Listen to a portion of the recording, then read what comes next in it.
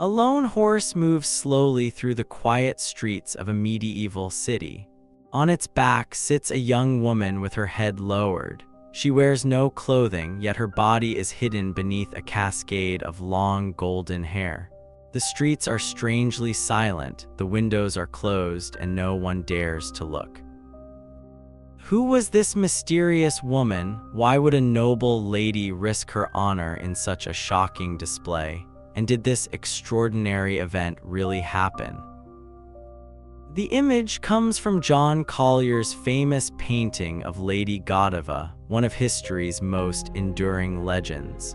But behind the romantic artwork lies a story filled with mystery, conflicting accounts, and unanswered questions.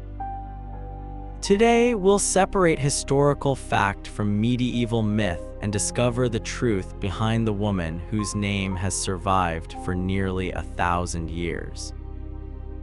Lady Godiva was a real historical figure who lived during the late 10th and early 11th centuries. She was married to Leofric, the powerful Earl of Mercia, one of the wealthiest and most influential nobles in Anglo-Saxon England. Historical records describe Godiva as deeply religious, generous to the church, and respected throughout the kingdom. She was also remembered for her remarkable beauty, especially her exceptionally long golden hair, a feature that later became central to the legend. During their rule, many ordinary people complained about heavy taxes. According to tradition, they begged Lady Godiva to convince her husband to ease their suffering. Again and again, she appealed to Leofric for mercy. Again and again, he refused. Leofric was known as a practical ruler who believed taxes were necessary to maintain his lands and authority. Compassion alone would not change his mind. Then came the conversation that changed everything. One evening, while Leofric was celebrating at a feast and had reportedly drunk too much wine, Lady Godiva once again pleaded with him to reduce the burden on the people. This time, instead of dismissing her request, he mocked it. According to the legend, he declared that he would reduce the taxes only if his honorable and deeply religious wife rode naked through the streets of Coventry. It was an impossible challenge.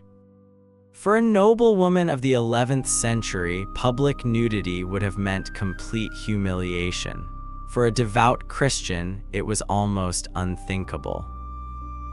Leofric believed she would never accept. But to everyone's surprise, she did. Determined to help the people, Lady Godiva agreed to sacrifice her own dignity for their sake.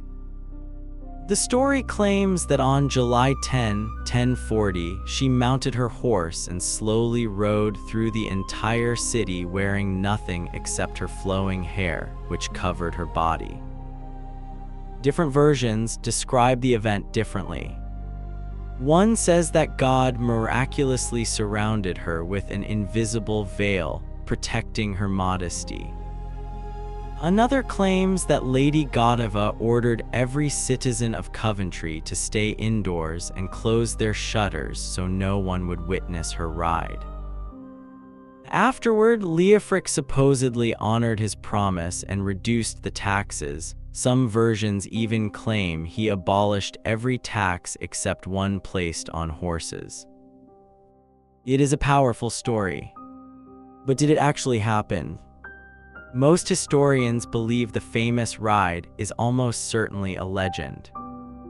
The earliest written account does not appear until the 13th century, around 150 years after Lady Godiva supposedly lived. It was recorded by Roger of Wendover, a monk from St. Albans Abbey. Because no earlier version survives, historians cannot determine whether Roger copied an older source or created the dramatic story himself. Centuries later, King Edward I even ordered officials to examine historical records to determine whether the legend was true. Their investigation confirmed only one interesting fact. Coventry had indeed received a period of tax exemption beginning around 1057. However, no document explained why. Even more suspicious is the complete silence of contemporary writers. The lives of both Godiva and Leofric are otherwise well documented, yet none of the chronicles written during their lifetime mention a naked ride through Coventry. If such an extraordinary event had really taken place, historians would almost certainly have recorded it. What is well documented is something else entirely. Lady Godiva and Leofric were exceptionally generous benefactors. They donated large amounts of wealth to churches and monasteries throughout England. Godiva came from an aristocratic family and married Leofric before the year 1010. That means by the time the legendary ride supposedly occurred in 1040, she was no longer the youthful beauty later artists preferred to paint. She survived her husband and eventually donated most of her considerable fortune to the church before her death. These facts are supported by historical records. The famous ride is not. One of the best-known parts of the story actually appeared hundreds of years later. According to modern versions, a curious tailor named Tom ignored Lady Godiva's request for privacy. While everyone else closed their windows, Tom secretly peered through a crack to watch her ride. Instantly, he was struck blind as punishment for his curiosity. This tale became so popular that the English language eventually adopted the phrase "peeping Tom" to describe anyone who secretly watches others without permission. Yet historians believe Tom never existed. The character seems to have emerged in the 18th century after residents of Coventry misunderstood an old painting by the Flemish artist Adam van Noort. The painting showed Lady Godiva riding through the city while her husband looked from a window. Over time, viewers mistakenly believed the figure in the window was an anonymous voyeur rather than Leofric himself. From this misunderstanding, the legend of Peeping Tom was born. Some versions of the legend tell a less sensational story. Instead of riding completely naked, Lady Godiva is said to have worn only a simple white shift, the linen undergarment women commonly wore beneath their dresses. Although technically clothed, appearing in public wearing only undergarments would have been deeply humiliating for an aristocratic woman. This detail has led some historians to propose another explanation. Perhaps the legend preserves memories of a medieval act of public penance. During the Middle Ages, women accused of immoral behavior were sometimes ordered by church authorities to walk barefoot through town. Their hair was left loose, they wore only a plain undergarment, carried a candle, and publicly begged forgiveness from both God and the community. If memories of such ceremonies survived for generations, they could easily have blended with stories about the charitable Lady Godiva. Another theory reaches even further into Britain's past. Although Christianity dominated medieval England, older Celtic beliefs did not disappear overnight. Many ancient customs continued alongside Christian practices. Among Celtic traditions were ceremonies involving sacred horse-riding women connected with fertility, the land, and the coming of spring. During the festival of Beltane on May 1, a beautiful young woman sometimes represented a goddess by riding through the countryside to bless the fields and ensure a successful harvest. Some researchers believe these rituals may even have involved partial nudity or symbolic costumes.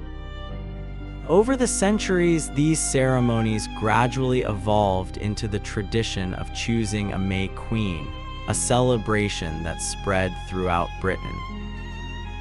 Of course, it is difficult to imagine the deeply religious Lady Godiva willingly participating in a pagan ritual. Yet legends often combine fragments from different stories.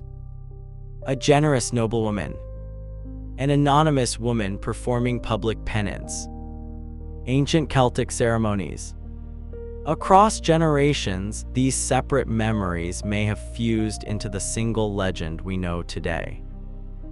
Whether true or not, the story of Lady Godiva captured people's imagination because it represents something timeless. It is the tale of someone willing to sacrifice personal dignity for the welfare of others.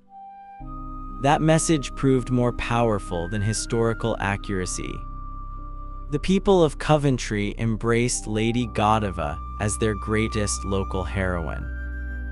In 1678, the city established an annual festival celebrating her legacy. The event continues today with medieval costumes, music, parades, theatrical performances, and the crowning of a modern Lady Godiva. Some participants even recreate the legendary horseback ride, though under carefully controlled circumstances. Nearly 1,000 years after Lady Godiva lived, her story still inspires artists, writers, filmmakers, and historians alike. Perhaps that is the greatest proof of the legend's power. The taxes may truly have been reduced. Lady Godiva certainly existed. But whether she ever rode naked through the streets of Coventry remains one of history's most fascinating mysteries. So what do you believe? Was Lady Godiva's famous ride a real act of courage, or simply a legend that grew richer with every generation? Share your thoughts in the comments below. If you enjoyed this journey into history and myth, don't forget to like the video, subscribe to the channel, and turn on notifications so you never miss our next story.